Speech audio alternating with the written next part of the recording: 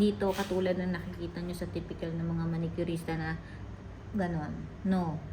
Mali yun. Kasi kaya tayo nag-buff para matanggal ang shine ng kuko. So ito, ginagamit natin pang push lang ng cuticle. Para sa cuticle lang siya, ha.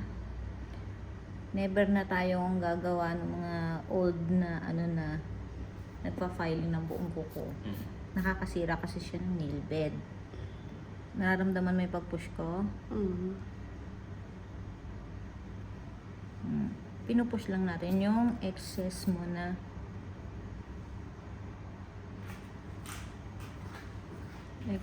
na cuticle.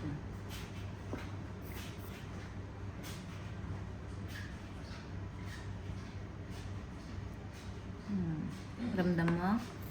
Pero wag masyado ha, kasi baka masira ang nail cuticle ng kliyente mo.